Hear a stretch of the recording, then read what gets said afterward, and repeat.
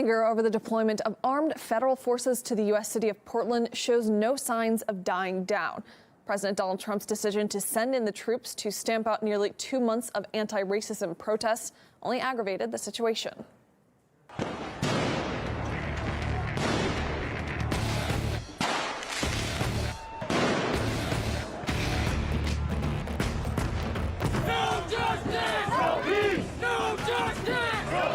I stand with you no matter what. And if they launch the tear gas against you, they are launching the tear gas against me.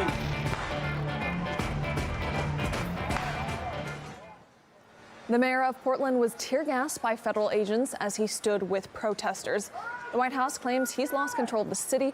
However, over a dozen mayors have already asked the Trump administration to remove federal forces from or halt plans to send them to other American cities. Protesters called to defund the police have only gotten louder since the arrival of federal agents.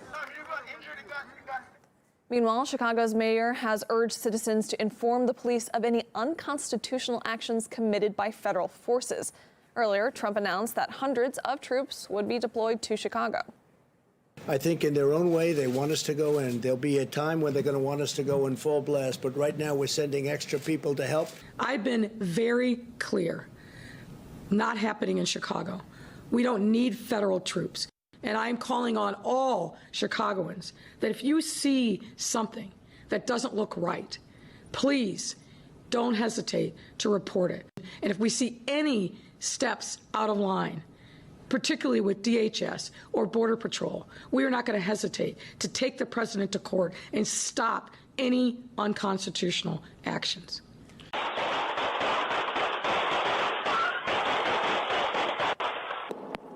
Now, the city of Chicago has experienced a spike in violence over the past few days. A recent drive-by shooting near a funeral home left 15 people injured.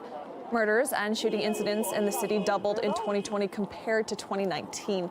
Locals say the president's decision to send in federal troops won't solve the crisis, though. I think that the time and the resources could be better spent in addressing the pandemic that affects all of us across the world. So I just think it's just a deflection, and it's unfortunate.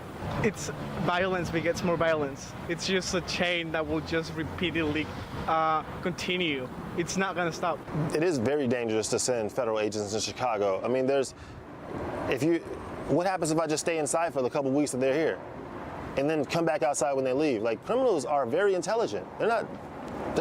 This is not intelligent. The most useful help would be the Bureau of Alcohol, Firearms, and Tobacco, particularly helping to deal with the automatic weapons that are in the hands of criminals, and working to get those kind of weapons out of the hands of people who do mass shooting.